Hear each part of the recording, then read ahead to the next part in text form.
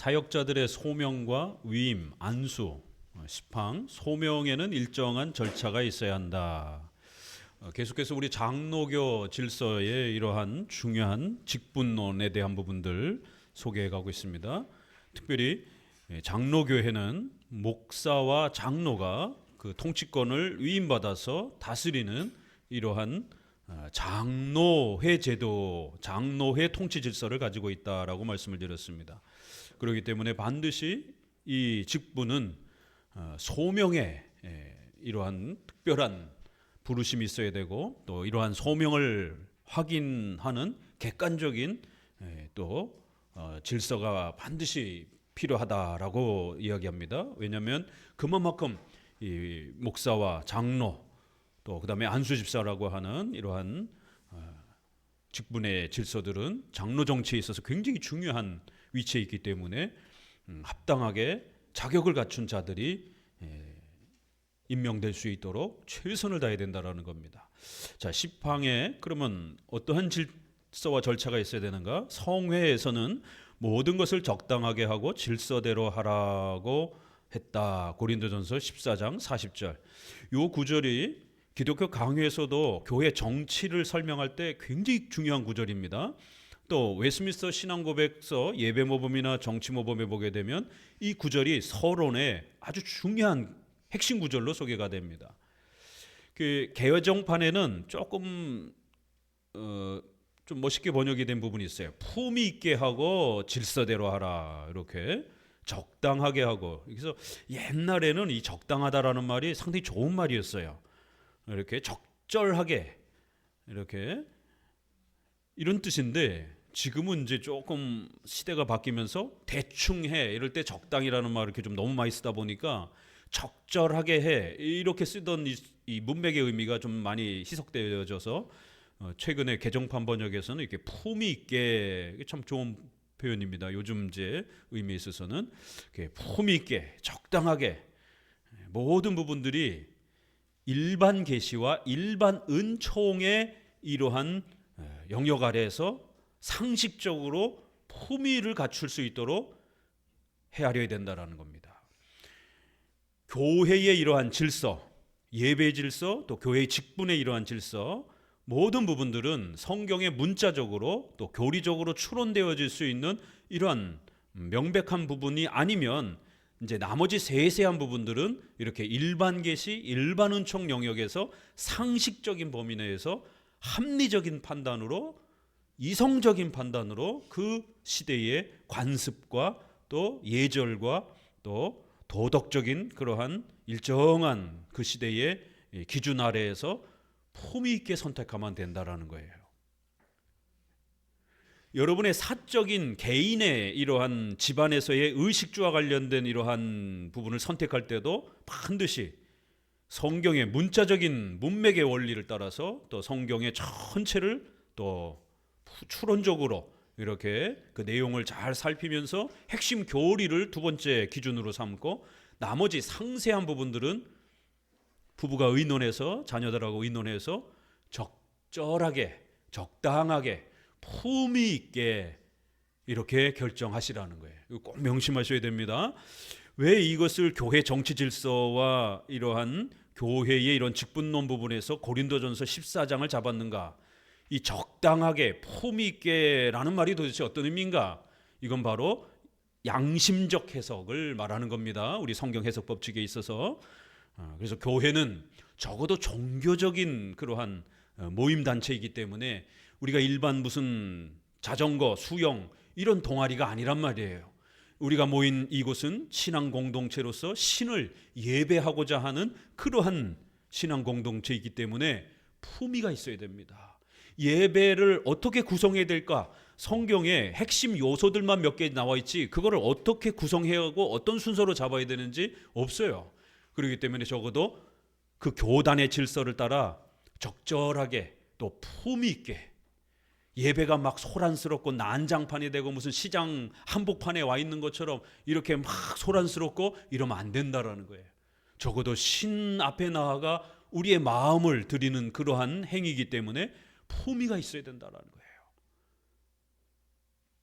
엄숙한 그런 품위를 갖춰야 되는 겁니다. 자, 여러분의 가정에 있어서 여러분의 가정이 신자의 가정으로서 지인들하고 또 친척들하고 어떤 행사를 하고 이럴 때에 크리스천들이 너무 방정맞고 너무 경박스럽고 말하는 태도도 그렇고 뭔가를 결정할 때도 그렇고 너무 품위가 떨어지게 이렇게 가족들과 지인들 속에서 행동하시면 안 됩니다. 그러면 대번 뭐 저 신자가 저래 이렇게 욕먹습니다. 그렇기 때문에 가족들과 지인들하고도 뭔가를 이렇게 결정을 할 때 성경에 명백하게 위배가 되는 그런 거는 우리가 거절해야 되죠. 욕을 먹더라도 반드시 거절해야 됩니다. 그렇지만 신앙의 본질에 해당이 되지 않는 비본질에 대한 부분들은 항상 좀 더 다양성을 가지고 포용성을 가지고 품위 있게, 제발 좀 크리스찬들이 좀 품위 있게 일가 친척들하고 좀 행동하십시오. 직장에서도 그렇고 말도 좀 점잖게 하셔야 됩니다. 깐죽대면서 까불까불대면서 막 이렇게 말씀하시고 그러면 품위가 떨어져요. 저 말하는 게 아주 경박스러워. 사람들이 욕합니다. 저희 이제 이렇게 목사님 모임에도 이렇게 나가 보면 20년이 이렇게 지났는데도 이렇게 좀 그 목사님을 들어서 설명하니까 좀 죄송한데 이게 깐족되는 목회자들이 있어요. 이렇게 말을 너무 이렇게 가볍게 해요. 연세가 60, 70이 됐는데도 이게 좀 점잖게 말을 해야 되는데 그런 거요? 뭐 그렇지? 이런 식으로 아이고 뭐 너무 왜 그래? 뭐 이러면서 이렇게 말의 억양 톤도 그렇고 어떻게 30년이 지났는데도 저렇게 안 바뀔까? 이게 너무 가벼운 거예요 이게. 참 이렇게 뒤돌아서면 이게 좀 불편해요. 더더욱 목회자라고 하는 이런 위치에 있다 보니까 어떻게 세월이 저렇게 지나는데도 좀 안 바뀔까? 안 고쳐질까? 저보다 연세가 더 선배다 보니까 뭐라고 이렇게 얘기하기도 참 말할 수가 없죠. 그게. 안 고쳐지는 이러한 참 모습이 우리끼리 안에는 그래도 덮어주는데 이게 성도들하고 어울리게 될 때, 성도들하고 어디 뭐 야외라든가 뭐 이렇게 나가게 될 때 목회자가 까불대고 막 이렇게 말이 이렇게 가볍고 막 이래 보세요. 어떤 느낌이 들겠는가? 적어도 종교 지도자라고 하면 우리 사회가 요구하는 그 품위, 도덕 이게 있단 말이에요. 왜요? 일반 정치 지도자들도 그러한 높은 자질을 요구하는데 그들보다 더 마음의 도덕적 이런 자질을 요구하는 게 종교 지도자란 말이에요. 그 사실은 어떻게 보면 종교 지도자들은 걸음걸이도 행동도 조심스러워야 됩니다. 까불까불대고 막 이렇게 몸추세를 하면 안 돼요. 어쩔 수 없이 성도들 앞에서 점잖게 걸어야 됩니다. 더더구나 우리는 유교문화이기 때문에 일반 성도들도 이렇게 지인들하고 이렇게 살아갈 때 품위 있게, 우리 개정판 번역이 조금 더 멋있습니다. 품위 있게. 그 다음에 질서대로 하라. 질서는 성경의 질서를 말하는 거예요. 성경의 원칙 아래에서, 그리고 성경의 핵심 기준에서 설명되지 않는다라면 상세한 그런 규정들은 일반 상식적 선에서 도덕과 품위를 떨어뜨리지 않는 범위 내에서 이렇게 질서대로 품위 있게 하라. 그러니까 우리가 찬송을 부를 때도 왜 시편 찬송이 품위가 있느냐면 일반 찬송들 보세요. 박자와 비트가 너무 빠르다 보니까 품위가 없어지는 거예요. 종교 음악 이렇게 되면 벌써 이렇게 구별되는 어떤 선이 있단 말이에요.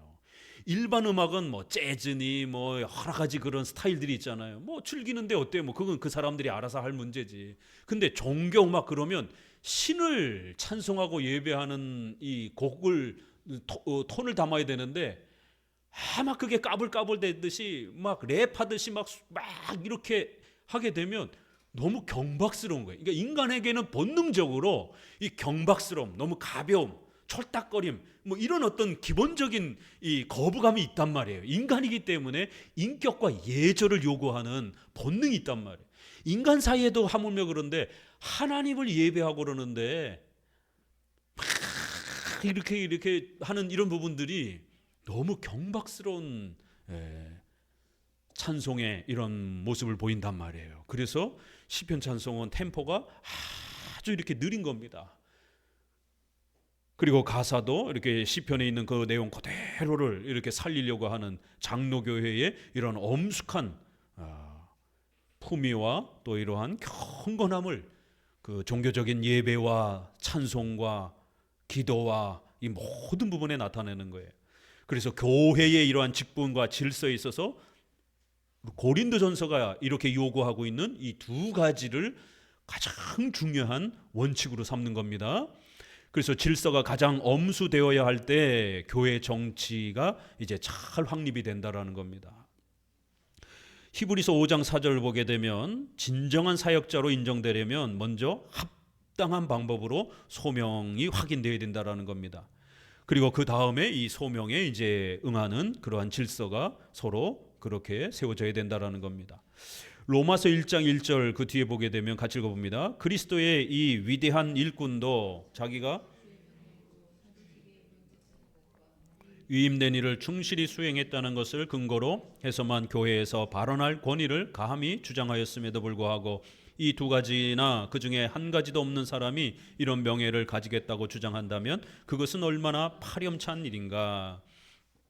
로마 가톨릭 사제들을 비판하면서 사도 바울조차도 이렇게 하나님 앞에 소명을 받는 이러한 명령, 그 다음에 또 자신이 충실하게 하나님의 말씀을 전하기 위해서 온 힘을 다했다라고 하는 이러한 두 가지의 이러한 자세를 사도 바울조차도 자신의 직분에 대해서 항상 이러한 객관적인 사명을 받았다라고 하는 것에 대해서 자신의 자격에 대한 부분들을 늘 이렇게 언급을 했는데, 적어도 사도가 아닌 오늘날 우리들은 얼마나 더 이러한 자격을 더 철저히 갖춰야 되겠느냐 이렇게 말하면서, 그럴 때 가톨릭의 이러한 사제들은 성경을 제대로 가르치는 것도 아니고, 그렇다고 하나님 앞에서 그런 교황, 추기경, 사제, 신부, 부제 이러한 성경에 근거도 없는 이러한 내용을 스스로 만들어 가지고 이렇게 행동을 하게 되면 얼마나 더 이것이 하나님 앞에 책망이 되겠느냐라는 거예요. 하나님은 세우지도 않은 그런 직분들을 자기들 마음대로 그렇게 세워놓고 자기들이 마치 교회의 지도자인 것처럼 이렇게 행동하게 되면 이건 더욱 엄중한 책망을 받게 된다라는 거예요. 그러니까 이제 이런 면에서 여자 목사는 자기가 열심히 봉사했다 하지만 성경에는 여자 목사를 인정하지 않습니다. 우리 장로교는 여자 목사를 인정하지 않습니다. 그러면 여자 목사들은 자기들은 아무리 열심히 사역했다 하지만 성경에 여자 목사를 인정하지 않는단 말이에요. 그러면 그 여자 목사의 한평생의 사역이 하나님 앞에 징계의 대상이 되는 겁니다. 그래서 우리 장로교에서는 여자 목사에게 세례를 받게 되면 다시 세례를 받아야 됩니다. 왜냐하면 그건 평신도한테 세례를 받은 것이기 때문에. 그만큼 장로교의 이러한 원칙은 2000년 동안 교회가 지켜왔던 그런 소중한 성경적 원리로 지켜온 겁니다. 생각해 보세요.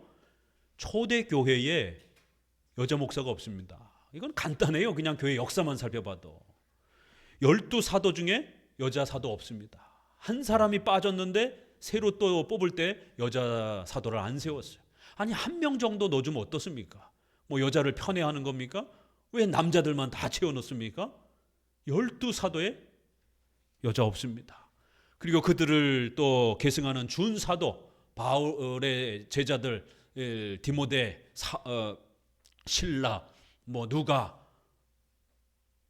준사도도 복음 전도자들도 여자 없습니다. 초대 교부들 어거스틴부터 시작해서 이그나티우스, 이레니우스, 터툴리안 유명한 초대 교부의 목사님들 계십니다. 여자 단 한 명도 없습니다. 중세 시대에 교회가 아무리 타락했어도, 로마 가톨릭이 아무리 타락했어도 여자 사제 안 세웠습니다. 지금까지도 여자 사제 안 세웁니다. 수녀는 있어도, 수녀는 그 사제들을 이렇게 돕는 봉사자들이에요. 여자 사제 없어요. 자, 종교개혁 시대 루터, 칼빈, 찌빙글리, 불링거 어마어마한 종교개혁자들이 있지 않습니까? 목사님들, 여자 목사 여러분 들어봤어요? 종교개혁 시대 한 사람도 없습니다. 자, 감리교가 새롭게 모든 기존의 질서들을 바꾸면서 새로운 체제를 형성했습니다. 그래도 웨슬레는 여자 목사를 인정하지 않았습니다. 모든 시스템을 완전히 다 바꿔버렸어요. 그래서 감리교를 메소디스트라고 하는 거예요. 메소드, 방법, 수단. 모든 성경의 방법, 기존의 방법은 너무 딱딱하다, 스콜라적이다. 이래서 뜨거운 형태로 전부 다 개편한 거예요. 설교 짧게, 찬송 뜨겁게, 이런 식으로. 그래도 여자 목사는 안 세웠습니다. 다 뜯어 고쳤는데도 여자 목사에 대한 제도는 안 뜯어 고쳤어요. 1800년, 1900년까지. 여자 목사가 드디어 어디서 나옵니까? 1900년 오순절파가 생기면서 여자들이 모여서 이렇게 기도하다가 막 쓰러지고 방언하고 미래 예언하고 이러다가 그들이 오순절파 교단을 만들면서 여자들이 서로 소위 선지자 예언한다고 그러면서 그렇게 여자 목사 선지자로 인정을 하면서 1900년대 들어와서 20세기 들어와서 여자 목사가 세워진 겁니다. 이제 100년도 안 돼요. 근데 그 영향력이 너무 커서 전 세계 모든 교단에 여자 목사가 다 들어가 버렸어요. 보수적 장로교회만 지금까지도 인정을 안 하고 있습니다. 일본의 고베 개혁파 신학교, 일본의 유명한 개혁파 신학교입니다. 여자 목사를 수용해 버렸어요. 저희 선생님이 유학을 하신 일본의 최고의 개혁파 교회입니다. 남장로교가 세웁니다. 자, 미국의 CRC, 유럽에서 넘어와서 개혁파 교단을 세운 교단이 CRC입니다. 스코틀랜드 영국 쪽에서 이렇게 와서 세운 것이 북장로교회, 남장로교회입니다. CRC 교단이 여자 목사를 수용해 버렸습니다. 참 기가 막힐 노릇이.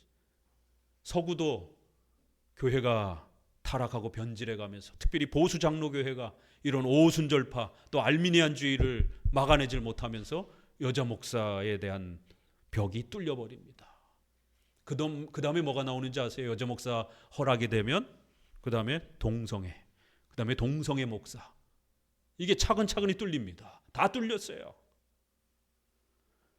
2000년 동안 여자 목사는 안 된다, 비성경적이다, 죄악이다 라고 고백을 해왔는데 갑자기 100년 동안 이제부터는 여자 목사가 성경적이다 이러면 1900년 동안 지켜왔던 그 선조들은 다 바보가 되는 거예요.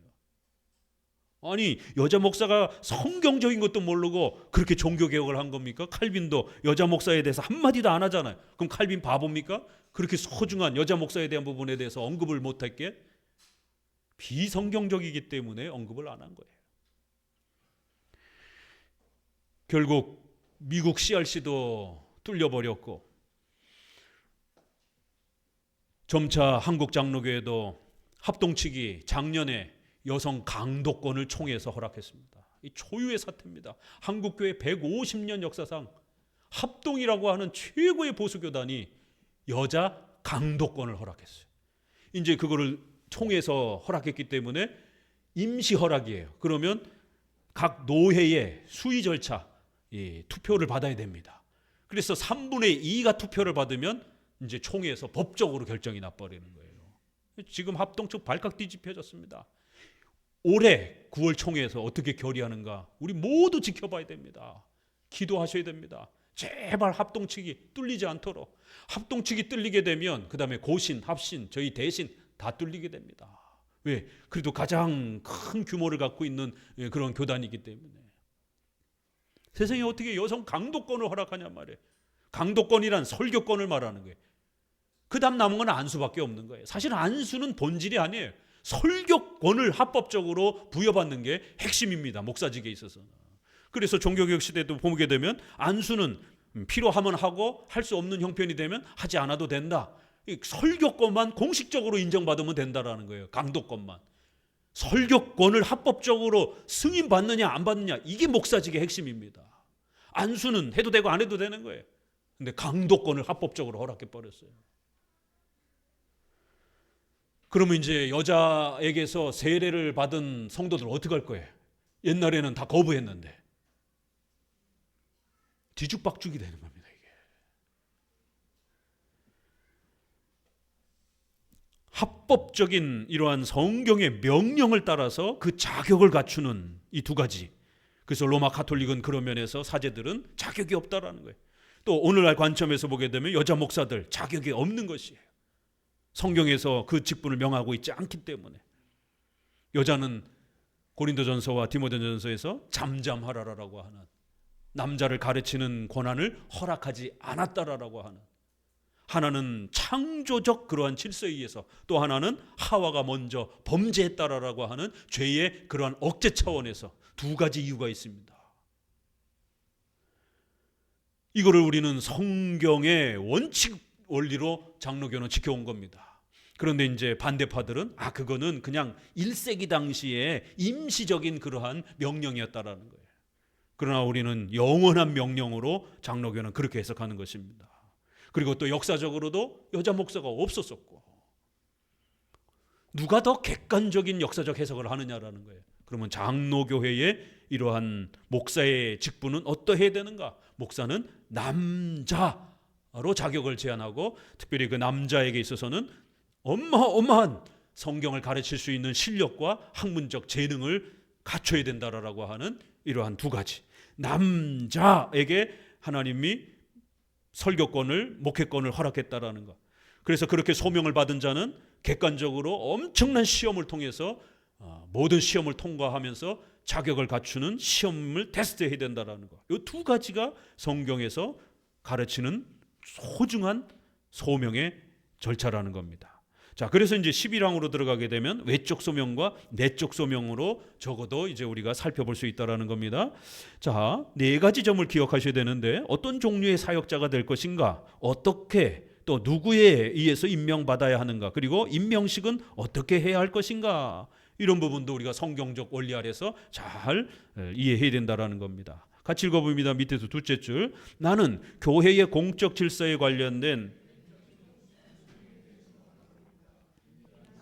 말하지 않는다. 이것은 각 일꾼이 하나님 앞에서 스스로 아는 일이며 교회는 증인이 될 수 없다. 그 둘째 줄 아래, 진심으로 하나님을 두려워하며 교회의 덕을 세우려는 소원 때문이라는 것은 우리의 속마음이 잘 증거한다. 그러니까 이제 개인적인 내적 소명은 그건 개인만이 알 수가 있잖아요. 우리가 뭐 그거 마음속을 들여다볼 수도 없으니까. 그래서 이제 목회자가 되겠다라고 이제 소명을 갖고 신학교로 오시는 분들은 반드시 내적 소명, 강렬한 그러한 또 목회직에 대한 소망이 있어야 되겠죠. 그렇지만 그거는 그 개인이 헌신하고 자원하는 것이기 때문에 누가 들여다볼 수가 없어요. 일단 내적인 소명은 본인 안에 그러한 목회직으로 봉사하고 싶은 간절한 소망이 있으면 되는 거고, 우리 교회가 판단해야 될 문제는 외적 소명이라는 거예요. 외적 소명은 그 목회자 후보생이 품위가 있는지, 도덕적인 이런 면에 있어 문제가 없는지, 또 하나는 성경을 가르칠 수 있는 히브리어, 헬라어 이런 성경의 원문을 읽고 수천 년 동안, 2000년 동안의 그 많은 목회자들의 설교와 그 많은 교회사 자료들을 읽어낼 수 있는 헬라어, 라틴어, 영어 이렇게 수많은 논문들을 읽어낼 수 있는 학문적 재능을 갖췄는지, 이거는 얼마든지 외적으로 객관적으로 시험을 보고 판단해 볼 수 있다라는 거예요. 그래서 내적 소명은 본인에게 맡기는 거고, 교회가 판단하는 것은 이 외적 소명이라는 겁니다. 그래서 학문적 실력을 갖추고 있는지, 도덕적인 그런 어떤 인격에 오류가 없는지, 품위가 제대로 갖춰져 있는지, 이것만 잘 살펴보면 된다라는 겁니다. 자, 중간쯤에 71페이지. 왜냐하면 좋은 목사의 경건을 겸한 학식과 그 밖의 은사는 확실히 이 직분을 위한 일종의 준비가 되기 때문입니다. 주께서 이런 높은 자리에 예정하신 사람들에 대해서는 우선 그 직분을 수행할 수 있는 무기를 주셔서 아무 준비도 없이 빈손으로 임직을 받는 일이 없도록 하십니다. 그래서 각 직책을 수행하는 사람들이 특히 가져야 할 은사를 성경은 아주 자세하게 소개를 합니다. 학식과 인품, 이 두 가지라는 겁니다. 적어도 목사가 되기 위해서는요, 도덕적인 그러한 문제에 있어서, 인품에 있어서 큰 해가 없어야 됩니다. 한번 이제 저희 신학교에서 원장님하고 교목과장님이 이제 신입생 면접을 보는데 어떤 이제 안건이 올라왔느냐면 이 범죄 이력이 있는 사람들, 소위 말해서 좀 감옥에 갔다 온 사람들, 나 회개하고 나 목사가 되고 싶다라고 했을 때 이 사람들이 만약 지원하게 되면 이 사람들을 목사로 받아야 됩니까 말아야 됩니까? 그래서 이 회의하다가 상당히 이렇게 옥신각신했어요. 한쪽 분들은 회개했으면 얼마든지 목사가 될 수 있는 거지 왜 그 사람들을 막습니까? 또 한쪽에서는 저하고 몇 분이 안 됩니다. 범죄 이력 있는 사람을 아무리 회개했다고 해서 목사로 세울 수는 없습니다. 한참 논의를 했어요.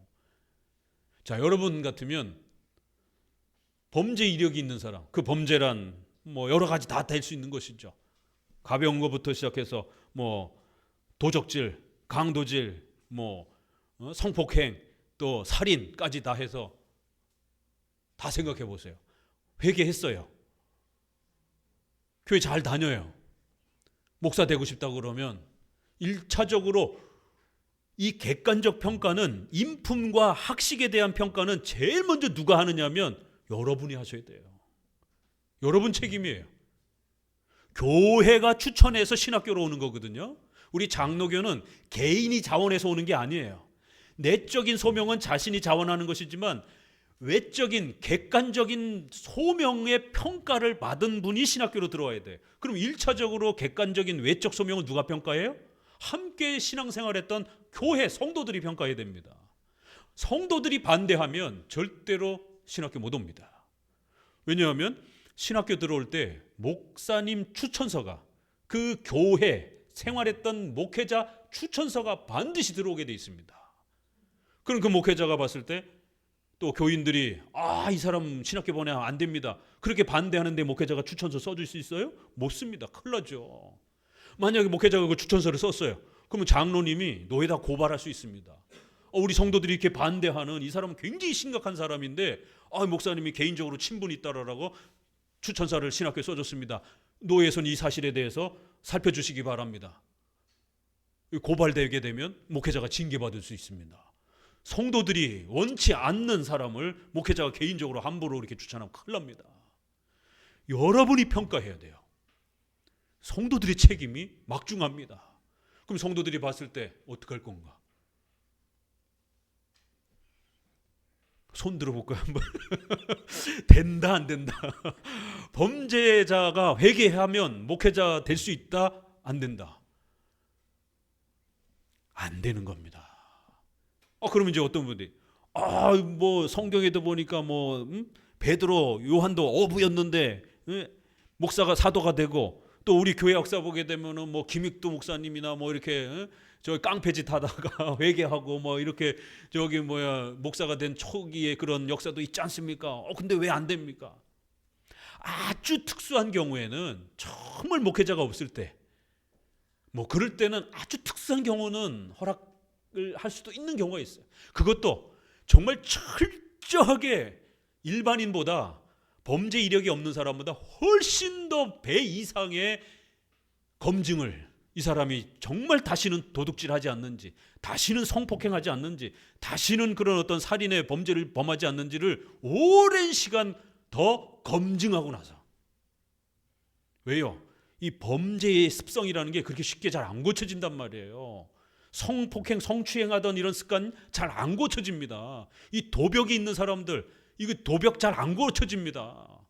그렇기 때문에 정말 어쩔 수 없어서, 그럴 때는 뭐 우리가 조금 특수한 경우는 있을 수 있으니까, 그러나 99% 보편적인 경우에는 그런 사람 아니어도 목회자 할 사람 충분히 있습니다. 그렇기 때문에 안 되는 거예요. 왜요? 성도들의 인격과 품위와 도덕을 지도해야 될 사람이 성도들보다 더 품위가 없어버리면 어떻게 지도를 합니까? 오히려 지도를 받아야 될 사람인데. 학식에 있어서도 지도력이 있어야 되고, 품위, 도덕에 있어서도 지도력이 있어야 되는 거예요. 자, 보세요. 어떤 일이 벌어졌는가. 그 옛날에 안기부에서 그 유명한 그 고문하던 이름이 누구죠? 예? 이근한 씨인가? 회개해가지고 목사 된다 그래갖고 아주 사회적으로 난리가 났어요. 저런 악독한 인간은 어떻게 목사가 되느냐라고.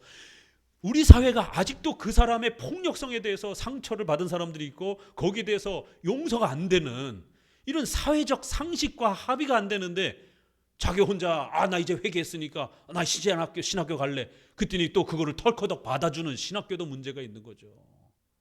자, 유명한 그 도둑 있죠? 조세형인가? 70, 80이 돼서도 도둑질 하잖아요. 또 감옥에 나가고 또 도둑질해서 또 감옥에 가고. 그래놓고는 자기 이제 회개했다고 나 이제 목사 되고 싶다라고. 그래서 또 신학교에서 덜컥 받아준 거예요. 그랬더니 목사하면서 도둑질을 해가지고 또 감옥에 가고. 목사 직분을 도둑질하는 아주 이것에 신분 세탁을 하는 그거 받아주면 안 되는 겁니다. 교회가 목회자를 너무 이렇게 쉽게 생각을 하면 안 되는 거예요. 오늘 우리 시대는 목회자를 무시하고 목회자를 함부로 대하는 목사 무용론 시대, 목사 폐기 시대에 살아가고 있습니다. 한쪽은 로마 카톨릭의 사제처럼 교황 보세요. 교황이 아프니까 아주 전 세계가 난리잖아요. 요즘에 뭐 뉴스 나오더라고요. 그래갖고 교황이 회복이 됐는 거 아니에요. 왜요? 거반 신처럼 대우를 받으니까. 이러면 안 되는 겁니다. 사람이 어떻게 신처럼 대우를 받습니까?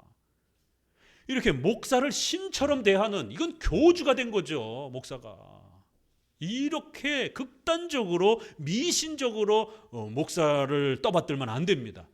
그렇다고 해서 반대로 제세례파처럼 목사는 아무것도 아닌 것처럼 목사 필요 없어 이런 목사 무용론 시대에 오늘날은 또 흘러갑니다.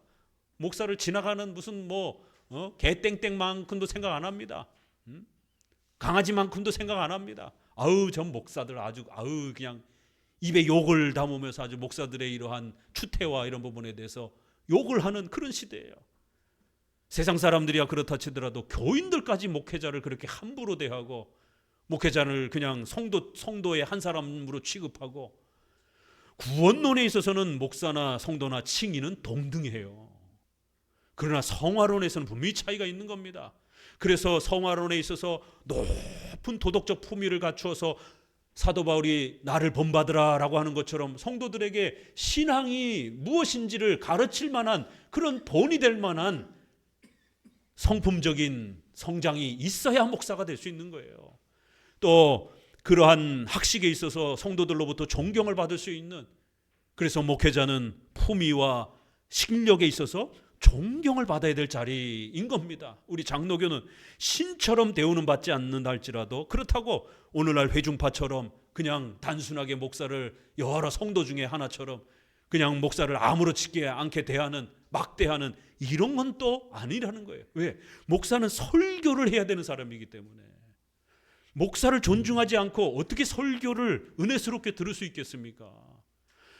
결국 오늘 우리 시대는 목사의 설교가 그냥 학교 강연처럼 돼버렸어요. 설교의 권위가 밑바닥까지 떨어졌어요. 왜요? 목사를 존중하지 않기 때문에 목사가 설교하는 그 내용에 대해서도 존중하지 않는 거예요. 그냥 내가 필요한 부분만 학교 강의처럼 취사 선택하는 겁니다. 주의 종문을 통해서 쏟아지는 말씀을 하나님의 말씀으로 받지 않는 겁니다. 이런 시대가 돼버렸어요. 그러니 성도들이 점점 더 하나님의 말씀을 통해서 은혜 받고 그 말씀을 통해서 회복이 되고 성장하고 기뻐하고 경건히 자라가는 이런 모습을 찾아볼 수가 없는 겁니다. 목사를 너무 막대하는 시대. 결국 그건 목사의 1차 책임입니다. 페북에서라도 이렇게 인터넷에서 보게 되면 목회자가 품위를 잃고 그냥 막 육두문자로 막 성도들하고 논쟁하고 욕하고 막 화내고 참지를 못하고 막 이게 글에 다 드러나잖아요.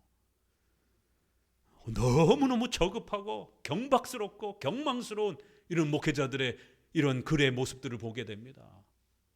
더 성도보다 더 잘 싸우고 더 화내고 막 이런 모습들. 그러니까 이런 부분에 있어서 목회자가 자신의 책임 때문에 1차적으로는 존중을 받지 못하는, 두 번째로는 또 실력이 성도들보다도 못한, 책도 성도들보다 읽지 않는 이런 아주 저급한 목회자들의 학문적 수준 때문에 더 질타를 받는 거예요. 그런 나쁜 목회자들이야 우리가 당연히 목사로 인정하면 안 됩니다. 그러나 적어도 도덕적 품위와 학문적 실력에 있어서 출중한 실력을 갖추고 또 노회로 총회로부터 합법적 자격을 잘 갖추고 신실하게 사역하는 목회자들은 주의 종으로 존경해야 됩니다. 이 목회자를 주의 종으로서 존경하는 이 장로교회의 신적 권위를 위탁받은 목회자의 이러한 존경과 또 이러한 질서를 오늘 우리 시대에 이거 어떻게 회복해야 될 것인가, 참 과제입니다. 이게 목사가 그런 목회자가 없다고 해서 목회자를 함부로 막대하면 안 되는 것이, 실력을 제대로 갖춘 목회자들은 존경을 해야 하고 그들의 직분과 자리가 위협받지 않도록, 무시되지 않도록 잘 보호해야 됩니다. 고린도 후서는 이 사도 바울이 자신의 사도직의 직분에 대해서 변증하는 그런 서신이에요. 성도들이 하도 사도 바울의 그 직분을 깔보고 우습게 여기고 조롱해가지고 적어도 내가 사도이지 않느냐, 나는 하나님으로부터 부름받은 사도라고 하는 이 사도직에 대한 변증을 끊임없이 하고 있습니다. 고린도 후서는. 자, 우리 12항 봅시다. 누가 어떻게 사역자가 될 수 있는가? 그러면 자, 하나님께서 어떤 사람을 소명으로 부르시는가? 바울은 두 구절에서 디도서 1장 7절, 디모데전서 3장에서 어떤 감독을 선택할 것인가 하는 문제를 충분히 논의합니다. 요약하면 건전한 교리를 믿으며 생활이 거룩하고 그들의 권위를 빼앗거나 그들의 사역의 수치가 될 만한 허물이 없는 사람이라야 합니다. 두 가지죠. 교리를 정확하게 파악하고 있는가, 생활에 있어서 도덕적인 인품이 잘 갖춰져 있는가, 학문에 대한 부분, 하나는 생활 윤리에 대한 부분, 목회자는 이 두 부분에서 출중한 그러한 자질을 갖고 있어야 된다라는 겁니다.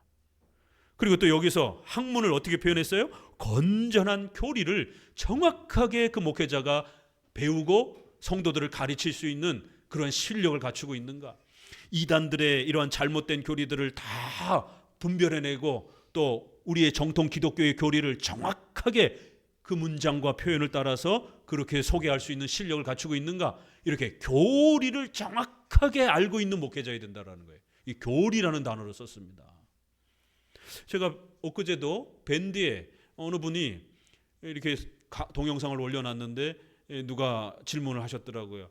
이 도표로 이렇게 만들어 놓은 건데 이런 구원론이 과연 개혁주의 안에서 이게 맞는 내용입니까? 라고 이렇게 질문을 던져 놓으셨어요. 그래서 저도 이렇게 좀 잠시 봤습니다. 여러분 오늘 칭의 배우셨으니까 한번 그 도표를 평가해 보세요. 그 우리 개혁주의 신앙에 있어서 상당히 문제가 되는 구원론입니다. 근데 그거를 버젓이 개혁주의 구원론처럼 이렇게 소개를 하시는 거예요. 이 목회자가 실력이 부족하니까 이런 일이 벌어지는 겁니다.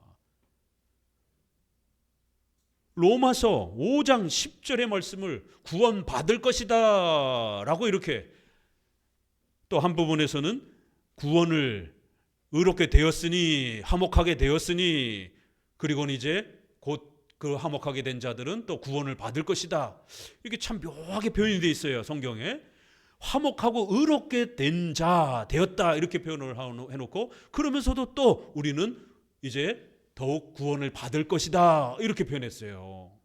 미래형으로 아직 구원을 안 받은 것처럼 이렇게 표현해놨단 말이에요. 그래서 로마 가톨릭은 봐라, 성경에 칭의란 한 번에 완성이 되는 게 아니라 1차로 됐지만 2차로 미래에 더 우리가 보태고 만들어가야 되는 것처럼, 칭의가 완성되지 않은 것처럼 성경이 이렇게 표현되어 있지 않느냐. 이 로마서 5장 10절을 가지고 알미니안주의자들, 로마 가톨릭자들이 행위구원, 신인협력주의를 많이 강조합니다. 우리 로마서 5장 10절 한번 볼까요? 어떻게 표현되어 있는가? 오늘 칭의랑 읽었으니까. 성경을 얼마나 우리가 깊이 있게 자세히 잘 읽어야 되는가를 알 수가 있습니다. 5장 10절 같이 읽어봅니다. 곧 우리가 원수 되었을 때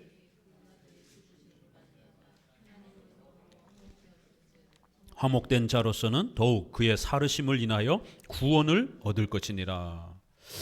이 구원을 안 받은 것처럼 이미 화목이 되었지만, 칭의가 되었지만 아직은 구원이 완성되지 않은 것처럼 이렇게 표현되어 있어요. 그러니까 이런 구절을 가지고 신인협력주의자들이 장난치는 겁니다. 칭의는 단회적으로, 법정적으로, 확정적으로, 불변적으로 되는 게 아니라 미확정적으로 우리가 어떻게 착하게 열심히 행하느냐에 따라 다시 지옥에 떨어질 수도 있고 구원을 잘 유지를 할 수도 있고, 아직 완성이 안 된 거라는 거예요. 구원을 받을 것이라는 거예요. 이 구절을 로마 가톨릭은 그렇게 설명합니다. 그런데 이제 이거를 개혁주의 하시는다는 분이 앞에 거는 칭이고 뒤에 거는 성화라는 거예요. 그래서 앞에 거는 이미 받은 거고 뒤에 거는 아직 안 받은, 이미와 아직으로 이렇게 이제 나눠서 설명을 하시는 거예요. 그래서 제가 이런 설명은 개혁주의 설명 아닙니다. 여기에서의 본문은 칭의만 이야기하는 겁니다. 성화를 얘기하는 본문이 아닙니다. 앞에 거에 화목된 자로서 그리스도의 죽으심을 통해서 우리가 뭔가 의를 얻었다라는 거예요. 뭐를 얻었어요? 죄사함을 말하는 겁니다. 그리스도의 죽으심을 통해서 얻은 것 죄사함. 그리고는 그리스도의 부활하심을 통해서 얻은 게 있다라는 거예요. 바로 하나님의 자녀됨에 대한 보증. 전통적으로 그리스도의 수동순종과 능동순종을 나눠서 이야기할 때 칭의에서 의가 두 개가 있다라고 하는 바로 죄사함과 하나님의 자녀됨이라고 하는 것을 나누어 설명을 할 때 이렇게 10절에 이 내용을 그렇게 설명을 한 겁니다. 칭의를 설명하는 본문이에요, 이 본문이. 그리고 그러면 여기 미래로 나중에 받을 것처럼 받을 것이다 라고 이렇게 미래로 되어 있는데, 그럼 이건 어떻게 읽어야 됩니까? 그거는 영어에서도 미래로 되어 있어요. 그렇지만 이거는 헬라어를 보셔야 됩니다. 헬라어에 미래형으로 되어 있어요. 그래서 제가 원문적으로도 좀 몇 가지 짚어서 설명을 드렸습니다. 헬라어는 미래형으로 되어 있어도요, 그게 현재형을 강조할 때에 우리의 이 칭의와 구원이 지금뿐만 아니라 앞으로도 계속 유지된다라는 것을 강조할 때에 미래형으로 자주 씁니다. 그래서 헬라어의 현재형 개념이에요. 우리가 칭의를 받았고 앞으로도 계속 그 칭의가 유지될 것이다라고 하는 강력한 그러한 강조 표현입니다. 그래서 미래형으로도 이렇게 표현을 해요. 목회자가 정확하게 그 구절을, 특별히 우리 개혁주의 구원론 전체 아래서 정확한 기준을 잡고 이 구절은 왜 이렇게 표현되어 있는가를 분석해내야 되는데, 기준도 막 왔다 갔다 하고 성경에 또 이러한 그 헬라어 히브리어를 읽어내는 실력도 부족하고 이렇게 되면 구원론을 갖다가 혼합주의 형태로 가르친단 말이에요. 그리고 이미와 아직으로 가르치면 안 됩니다. 그거는 신학 공부에 있어서 바르트주의자들이 신적 작정과 하나님의 섭리, 예정 이런 걸 파괴하려고 쓸 때에 그런 것 없어요. 그냥 현재에 우리가 지금 얻은 것이고, 그러나 또 우리가 연약하면 아직 못 얻은 것이고, 이렇게 해서 영원한 작정과 하나님의 절대적 지배라는 이 개념을 파괴하기 위해서 이미와 아직이라는 실존주의 철학 단어를 사용해서 쓴 겁니다. 이미와 아직을 종말론에다가 많이 이렇게 쓰려고 시도를 했어요. 그래서 우리가 천국의 이미 맛을 본 것이지만 아직 천국의 완전한 천국을 아직 도래하진 않은 것입니다. 이렇게들 많이 그 자유주의자들이 사용한 겁니다. 근데 이거를 구원론에까지 확장을 시키려고 하는 거예요. 구원론에까지 확장시키면 어떤 일이 벌어지는지 아세요? 나는 칭의 받았는데 아직 안 받은 거예요. 그럼 뭐예요? 이게 받았다는 거예요? 안 받았다는 거예요? 이게 해겔의 변증법을 사용하다가 실존주의 철학을 짬뽕을 해가지고 이미와 아직이라는 단어로 신학용어로 교회 안으로 들어온 겁니다. 이걸 구원론에다 칭의론에다 적용하게 되면 이 단어가 얼마나 위험한 단어인지를 알 수가 있는 거예요. 자, 여러분, 우리는 이미 구원을 받았습니다. 그러나 아직 안 받았습니다. 그럼 받았다는 거예요? 안 받았다는 거예요? 받을 수도 있고 안 받을 수도 있고, 이게 해겔의 변증법이에요. 정반합, 정반합, 이걸 수도 있고 저거일 수도 있고. 이미 우리는 칭의를 받은 거예요. 그러나 아직 안 받은 거예요. 그러면 뭐예요, 결론이? 그러면 이런 혼동이 생기는 겁니다. 신앙 용어는 개념이 정확해야 되는 거예요. 삼일체, 이성 일인격, 전가교리, 이렇게 혼동을 주지 않을 정도로 명확하고 깨끗해야 되는 겁니다. 그게 우리의 신앙 고백을 담는 단어이기 때문에. 근데 구원을 우리는 이미 받았지만 그러나 어떤 면에서는 또 아직 안 받은 것입니다. 이러면 이게 받은 거예요, 안 받은 거예요? 너무 헷갈리잖아요. 목회자가 왜 건전한 교리, 여기 건전한이라고 하는 또 형용사를 붙였잖아요. 이 혼합적인 교리들이 많기 때문에 건전한 성경적인 2000년 동안 지켜온 이 소중한 핵심 교리를 정확하게 목회자가 가지고 있는가, 그걸 또 정확하게 가르칠 수 있는가, 또 잘못된 그런 가르침들을 잘 걸러낼 수 있는가, 이거는 오랜 세월 동안 고도의 훈련을 통해서 목회자가 되어지는 겁니다. 하루 이틀 해서는 안 되는 거예요. 그렇기 때문에 목회자들을 존중하셔야 돼요. 그리고 목회자가 이러한 공부에 학업에 전념할 수 있도록 우리 성도들은 또 11조 헌금이라든가 이런 부분들을 또 함께 섬겨줘야 되는 겁니다. 목회자가 먹을 게 당장 없으면 저희도 집사람하고 저하고 알바를 중단한 지가 얼마 안 됩니다. 5년 안팎이에요. 여기 온 지 2년. 먼저 있을 때 한 이제 성도들이 조금 30명 넘어가면서 최소한의 목회자 사례비가 확보가 되면서 알바를 제가 한 10년 전에 그만뒀고 또 사모님이 계속 요양보호사부터 시작해서 여러 일을 하다가 조금씩 줄여간 겁니다. 그것도 또 성도들이 헌금을 하지 않게 되면 또 저희 나가서 알바를 하면서 교회를 유지를 해야 되니까요. 당장 여기 월세도 내야 되고 전기세도 내야 되고, 목회자가 공부할 시간이 없게 되면 성도가 손해를 보는 거예요. 목회자는 죽을 때까지, 제가 그래서 그거를 저희 아이들한테도 그렇고 감옥이라 그래요. 감옥이라고. 우리 집에는 책상 감옥이 있더라고. 3살은 없지만 이 책상과 의자에서 벗어날 수 없는, 눈에 보이지 않는 묶여있는 이 감옥이 있다라고. 목회자는 그 감옥에 갇혀서 죽을 때까지 거길 떠나지 못하고 은퇴할 때 떠나게 되는 거예요. 공부를 하기 싫어도 좋아도 해야 되는 거예요. 목회자도 공부하기 싫을 때가 있어요. 어떨 땐 너무 힘들어가지고 머리도 아프고 막 그러면 좀 쉬고 싶죠. 그러나 하루라도 책을 안 읽으면 입에 가시가 돋칠 정도로. 왜요? 이것도 우리가 이 운동도 하루 안 하면 왜 이렇게 감을 잃어버리잖아요. 그렇죠? 공부도 똑같아요. 책을 며칠 안 읽고 일주일 동안 이렇게 공부 안 하면 감이 잊어버려요. 잘 외워지지도 않고 이렇게 쭉쭉쭉쭉 읽혀지지도 않고. 그래서 그 감을 잃어버릴까 봐 계속 죽으나 사나 봐야 돼요. 아예 엊그제는 몰래 저기 침 맞으러 가다가 우리 집사님을 딱 그 침집 앞에서 걸렸어요. 목사님 어디 가세요? 이제 침 맞으러 가고 있습니다. 조금만 이제 무리하니까, 이제 50이 넘으니까 조금만 무리해서 이렇게 막 과도하게 이렇게 책을 집중해서 보게 되면 막 머리, 어깨, 무릎, 발, 무릎이 막 담이 걸려가지고 막 이게 막 통증이 와가지고 너무너무 힘드는 이 직업병이죠, 이제 목회자에게는. 그 침 맞으러 가고 있습니다 지금. 인사를 나눴는데, 그렇게 목회자는 우리 성도들이 보이지 않는 면에서 그런 또 아픔을 짊어지면서 숙명처럼 또 그렇게 살아가는 것이에요. 죽을 때까지, 은퇴하기 전까지는 이거를 열심히 분석해서 하나라도 더 우리 성도들한테 바르게 가르치기 위해서 몸부림치면서 그렇게 공부에 전념하는 겁니다. 그런 자리가 목회자의 삶이고 인생인 것이에요.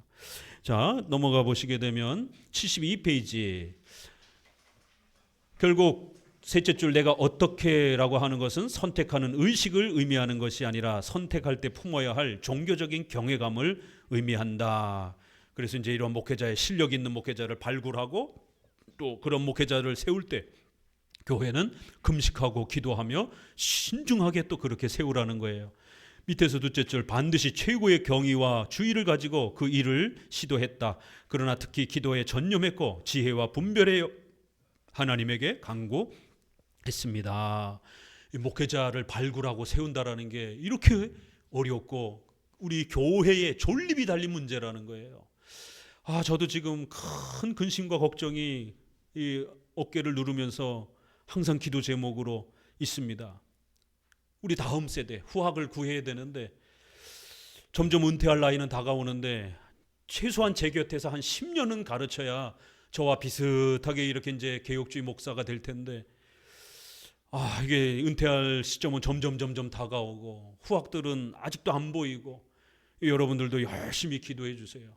최소한 신학자 한 사람, 또 목사 한 사람, 둘은 세워놓고 제가 은퇴를 해야 되는데, 이 신학자로서 또 역할을 해야 될 이 조직신학, 이 조성만 박사, 박형룡 박사님의 이 출중한 이 조직신학을 최소한 저와 함께 또 다음으로 이 조직신학을 사랑하고 또 가르쳐 가야 될 그런 신학자 한 사람은 있어야 될 것 아니겠습니까?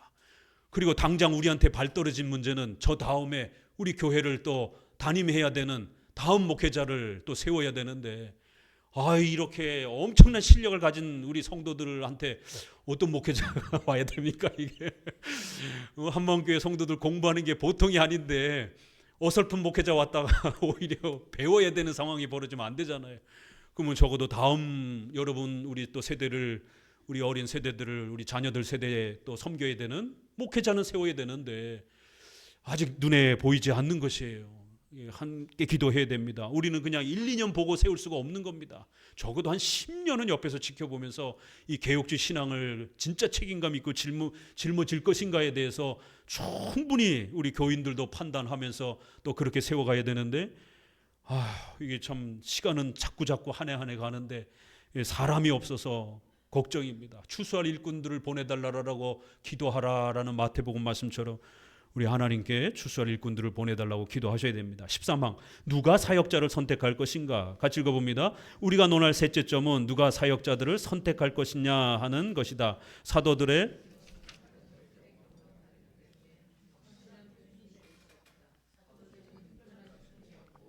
그 자리를 더욱 현저한 표지로 뚜렷하게 만들기 위해서 사도가 될 사람들을 친히 주의 입으로 임명하실 필요가 있었다. 그러니까 이제 베드로 이러한 뭐 어부였다가 목사 됐지 않았습니까? 학문적 실력 없어도 이렇게 목사가 됐는데, 뭐 무식해도 공부 안 해도 목사 될 수 있지 않습니까? 이렇게 주장하는 분들이 있어요. 그거는 특수 사명이라는 겁니다. 사도들은 이렇게 어부였던 사람들도 하나님의 특별한 계획에 의해서 부름을 받은 것이지, 그거를 보편적인 사명의 기준으로 삼으면 안 된다라는 겁니다. 바울과 같이 그 시대에 최고로 공부를 많이 한 분도 사도가 됐어요. 어부만, 공부 안 한 어부만 사도가 된 게 아닙니다.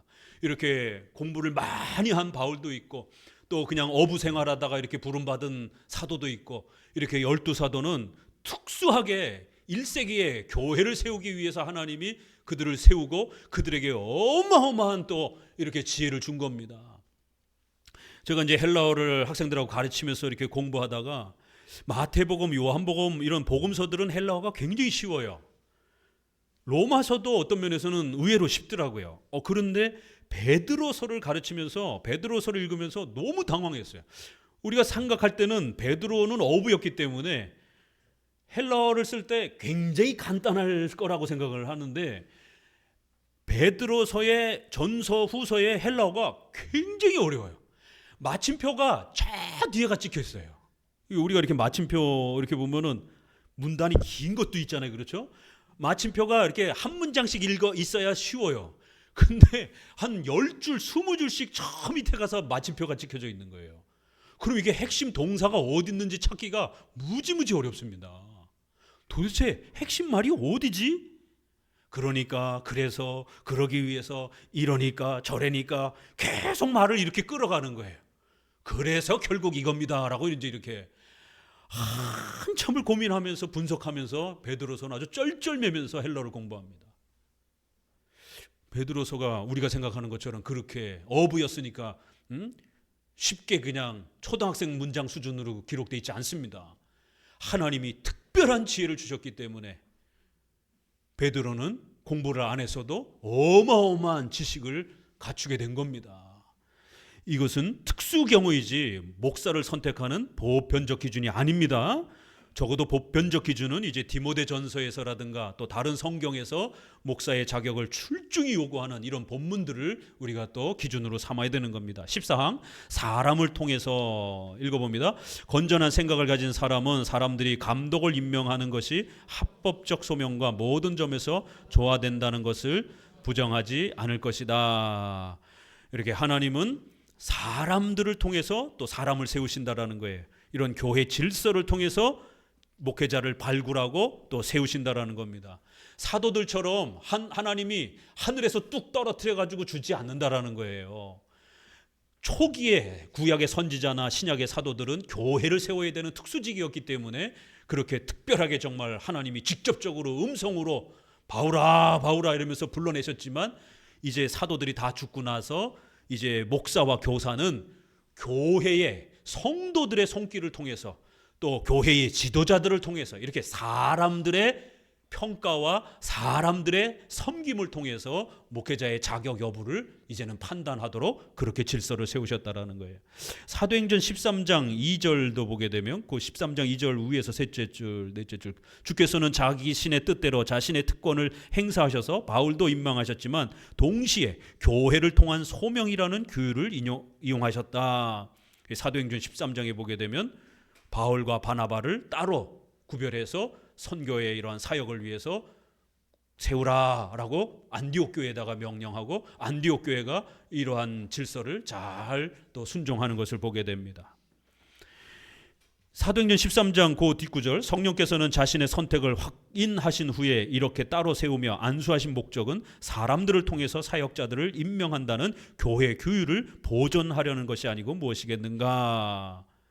이렇게 교회가 평가하고 교회가 안수하고 교회가 또 이렇게 사역자들의 이러한 직분과 자리들을 임명하고 세우는 교회적 질서, 사람들의 손길을 통해서 시험하고 평가하고 테스트하면서 그 자격을 갖추는 사람들을 발굴하고 이렇게 통상적인 교회 질서를 사용하셨다라는 거예요. 15항 평신도들의 투표 읽습니다. 사역자를 선택하는 것은 교회 전체인가? 요거는 회중파예요. 전체 회중이 목사를 뽑아야 된다. 회중파. 또는 그의 동료들과 도덕적 견책을 맡은 장로들인가? 우리 장로교회 방식입니다. 당회, 노회, 총회가 지도자들이 뽑는 거예요. 자, 이제 저희가 한 3년 있으면 장로와 안수집사, 권사를 세울 겁니다. 위에서 기도해 주시기 바랍니다. 자, 그러면 장로와 안수집사와 권사는 당회가 뽑는 거예요. 이제 우리 한마음교회는 아직 장로가 없으니까 목사 혼자서 추천을 하고 뽑는 겁니다. 그렇지만 목사가 먼저 추천을 한 다음에 안수집사와 장로는 성도들에게 투표를 받아야 돼요. 3분의 2 투표를 받아야 됩니다. 성도들이 3분의 2 투표가 안 나오면 목사가 추천할 수 있어도 뽑을 수가 없습니다. 이렇게 절묘하게 목회자의 권한도 존중하면서 또 성도들의 의사도 이렇게 잘 조화를 맞추는 이런 방식이에요, 장로교는. 그래서 목회자가 추천을 하는 거고 그 다음에 성도가 3분의 2 투표가 나와야 됩니다. 그래서 이제 장로, 안수집사가 되실 분들은 앞으로 3년 동안 모범적으로 신앙생활 잘 하셔야 됩니다. 우리 김성일 집사님, 또 그 다음에 박신영 집사님, 또 문석 집사님, 그 다음에 김종범 우리 형제님 네 분을 지금 한마음 성경학교에 참여하라고 해서 지금 공부시키고 있습니다. 그래서 2년 동안 공부시키고 난 다음에 제가 추천을 해서 우리 성도들에게 투표를 실시할 겁니다. 그럼 만약 3분의 2가 안 나오면 세울 수가 없는 겁니다. 그래서 대상자들도 일단 후보가 된 것에 감사하고 최선을 다해서 3년 동안 성도들을 또 잘 섬기면서 적어도 이 정도 되는 분들은 우리 교회에 또 안수집사로 또 장로님으로 세울 만하다라고 이렇게 성도들로부터 3분의 2 정도 인정을 받으셔야 되는 거예요. 권사는 목사님이 추천하고 결정하면 됩니다. 이제 이 직분의 정도 차이가 나는 거예요. 그래서 권사로 추천받는 분은 목회자가 추천하고 결정하면 되는 겁니다. 그러나 안수 집사는 이제 추천받고 투표를 받아야 돼요. 그러면 당회가 결정하면 되는 겁니다. 자, 마지막 장로는 그 직분의 위치가 더 엄중하기 때문에 노회로부터 시험을 봐야 돼요. 그래서 목회자가 추천하고 성도들이 투표하고 거기서 끝나는 게 아니에요. 한 번 더 검증해야 됩니다. 노회 시험을 봐서 노회로부터 통과를 받아야 됩니다. 그래야 이제 안수식을 할 수가 있어요. 그러니까 장로 제도는, 장로교회는 직분자를 세우는 게 굉장히 까다롭습니다. 어렵습니다. 그 통과하기가 쉽지 않은 것이 바늘구멍 같은 겁니다. 그런 합법적인 실력을 또 인품에 있어서 정말 훌륭하게 잘 갖춰서 통과가 되셨으면 이제 우리는 존중하셔야 된다는 거예요. 이렇게 엄청난 자리를 통해서 자격을 시험하잖아요. 그래서 훨씬 더 안전하다는 거예요. 자, 마지막 세 번째, 그렇지 않으면 한 사람의 권위로 임명되는가? 이거는 로마 교황, 성공회, 감리교, 한 사람이 모든 것을 결정하는 감독제 방식인 것이죠. 자, 쭉 내려오셔서 세 번째 단락 두 번째 줄 읽어봅니다. 누가는 바울과 바나바가 각 교회에 장로를 임명했다고 한다. 그러나 동시에 그 방법에 대해서 투표를 했다. 각 교회의 장로들을 택하여라고 기록했습니다. 여기 보세요. 택하여. 각 교회에서 장로들을 택한다라는 거예요. 그럴 때 이 택하다라는 이 헬라어가 어떤 단어인가? 그러므로 이 두 단어는 장로들을 택했다고 하지만 당시의 헬라 사람들의 선거 풍속에 따라 교회 전체가 거수로 그 소원을 표명한 것이다. 이 택하다라는 단어가 이렇게 지명하고 이렇게 세우는 그런 단어가 아니에요. 투표하는 그 단어예요. 이 택하다라는 헬라어 단어가. 그래서 반드시 장로들을 택할 때에 성도들의 투표를 받아야 된다라는 게 이 헬라어 문장에서 나온다라는 겁니다.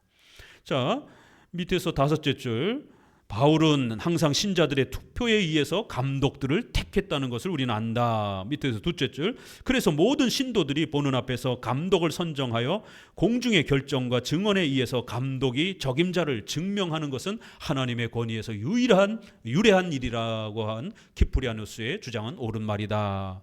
저 보세요. 감독이, 목사가 적임자를 증명하는 거예요. 그러면 성도들이 투표하는 거예요. 요게 성경에 이렇게 돼 있다라는 거예요. 자, 또 내려가셔서 첫 번째 단락 밑에서 셋째 줄, 키프리아누스는 이게 초대 교부를 언급하는 겁니다. 이런 예를 보더라도 성직자를 임명할 때는 반드시 일반 신도들이 보고 알아야 한다는 것을 알 수 있다. 그래야만 그 임명이 모든 사람의 증거로 검토되며 공정하고 합법적인 것이 될 수 있습니다. 다음 단락 읽어보세요. 그러므로 우리는 이러한 사역자의 소명은